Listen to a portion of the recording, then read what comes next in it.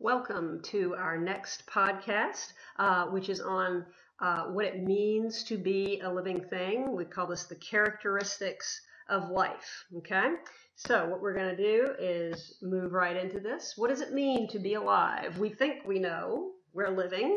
We should have a pretty good handle on it, but honestly, it's not always that clear. Sometimes the distinguishing mark between something that's alive and not alive can get really blurry and confusing. For example, with viruses. Viruses are technically just chemicals, really, DNA, protein, that would do nothing if they were lying here on the table next to me. But if they get into my body, all of a sudden they start doing things. So are they alive or are they not alive? So even though that line can seem confusing, there are still certain characteristics that living things have that most scientists agree that you have to have if you're going to be considered living. So what are those characteristics? The first characteristic is that living things are organized. They are complexly organized structures. Okay, a rock has a crystal structure often within it, but living things take that level of organization and blow it out of the water. They are extremely highly organized. Okay, this is showing you the levels of organization from most simple to complex. And of course, we need to kind of draw a line right there, because these things by themselves, atoms, molecules, and even organelles, are not living. They don't meet the criteria, but these are building blocks that we use to then make these living things. So a cell is the first level which something is actually living. So let's go through each of these real quick, and you'll just be writing in the term on your sheet. So an atom is the smallest piece of an element that can exist and still be that element. Please remember, it is not alive. It is an inanimate thing. It is also not the smallest piece of matter that can exist. We can get smaller than atoms, going down into electrons and protons, and even smaller than that. We're not going to do that for this class, but we will consider this our most basic building block of life, even though it itself is not living. We got to start with the basic Legos, and that's it. Okay? A molecule would be next up in complexity. Two or more atoms chemically connected or bound to each other. Here we have oxygen connected to a hydrogen and another hydrogen to give us, of course, water. Okay, and that's great, but still that's extremely simple, a little more complex than a single atom, but still not living. Organelles are what we are going to talk about as being next up in complexity. Organelles are made up of thousands of atoms and molecules in extraordinarily complex ways. For example, that's a mitochondrion right there. You might remember that from life science. The nucleus of a cell is right here. All these organelles are made up of thousands of atoms and molecules, all doing very complex jobs. But any one of them by itself, you take it out of that cell, it's not alive. It's not independently alive. So even though these do really complicated things in cells, they are not living. So the cell, the very first level in our organization that is actually alive. The cells are the fundamental units of life. They're the smallest thing you can have, and still it is considered a living thing. Okay? Extremely complex, though it is very tiny. The simplest cell is still much more complex than we can even fully appreciate. Now, if you have a bunch of cells, all of similar type, working together to do a common job, toward a common purpose, then you have what is called a tissue. Okay? These cells in this image would be hundreds of muscle cells, and muscle cells all have certain qualities. They all look kind of similar. They do similar things, okay? You put a bunch of those muscle cells together and you get a piece of muscle tissue. What's the point of muscle tissue? It's to be able to contract so that you can move your limbs, for example, okay? Now an organ is next up in our levels of complexity, so we're getting more and more complex, adding more and more things. So not only do we have tissues, but we have a group of different tissues. For example, to make this organ that you should know is a heart, we've got muscle tissue and nervous tissue and what is called epithelial or skin tissue, all working together to do one thing, and that is to move blood throughout your body all the time, 24/7. Okay? Now, if you put several organs together, you get an organ system, an extraordinarily complex set of structures, all again, a group of different organs working together to do one common job, one purpose. The organ system we see here, obviously, is the digestive system. The one purpose of the digestive system is to take this piece of food and make it usable to this body. But it takes a lot of complex organs made of complex tissues, made of complex cells, all put together in a very specific way to make sure that gets done. Now, our next level up in complexity would be an organism, where you're going to take a bunch of different organ systems, pop them together into this independent living thing. Now, it could be an animal, it could be a plant, it could be a unicellular organism, in which case you don't necessarily, you stop at that cellular level and boom, there you have an organism. But if we want to go on up into the higher animals, this is our next step. Population, another step up. A population is a group of organisms, usually of always of one species or one type, living in a particular area, okay? So all of the humans in the area around Monacan High School might be a population that we are looking at, okay? All the gray squirrels in the area around my house here might be another population. Now, as long as we're talking about populations of organisms, we mentioned that word species, okay? Let's make sure we know what that is. Organisms that can successfully interbreed.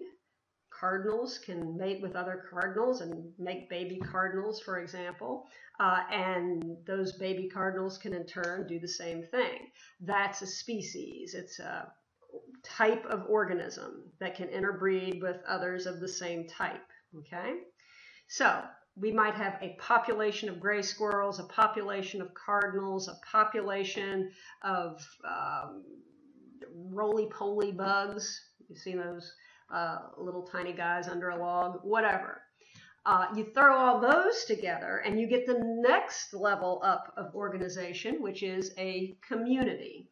So that is all the different species that are living in a particular ecosystem together, okay? And you can see here the community around Monacan High School, and I mean ecological community. Let's not talk about, human community with all its structures. An ecological community would have all these different critters, plants, animals, all having a particular role to play in that ecosystem.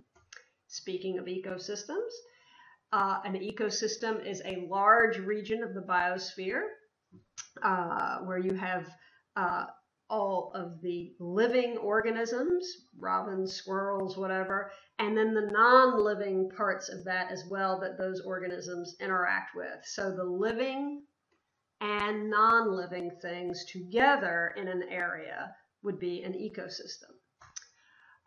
This was made after your book, and it jumps to biosphere. I would like to put in biome right before that. That's a really large area of the earth where the ecosystems are all kind of similar. Like we live in a temperate deciduous forest all up and down the East Coast. Well, almost all up and down the East Coast. And so that's kind of one biome made up of many ecosystems. But the biosphere is the biggest of all levels of organization, and basically that's all of the regions of Earth that contain life. Okay?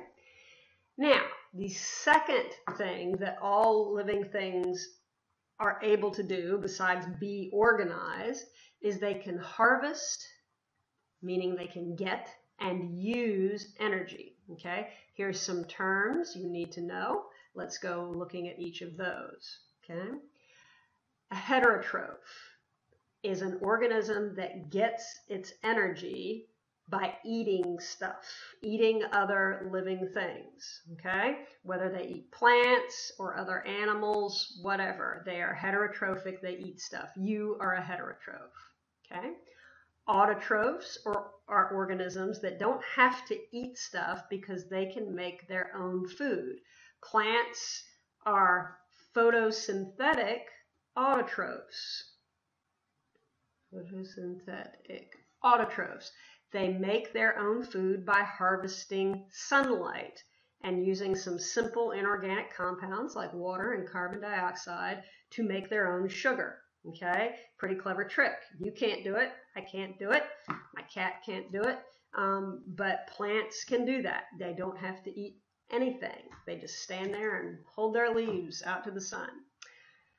Now, the other thing that organisms do was once they either obtain or make their own food, they are then able to break down that food that they either created themselves or they ate from out in the environment, and they are able to break it down to get usable energy out of it, to power all the things that they do. You do this all the time, okay? This process is called cell or cellular respiration, and we're going to talk more about that later. But whether you are an autotroph or a heterotroph, auto or heterotroph, you have to be able to take food, break it down, and get the energy out of it. Okay? Whether you make that food yourself or you get it from eating something, you still have to be able to break down that sugar, for example, to get energy out of it. Photosynthesis, done by our photosynthetic autotrophs, is when we use sunlight to make food. It's not the only way you can be autotrophic, but it is far and away the most popular way to be autotrophic and the one we talk the most about.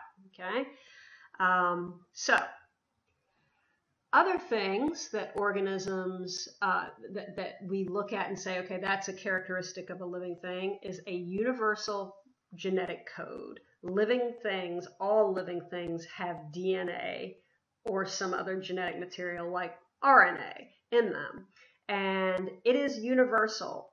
It is not that your genetic code is identical to the oak trees, but the same alphabet is used.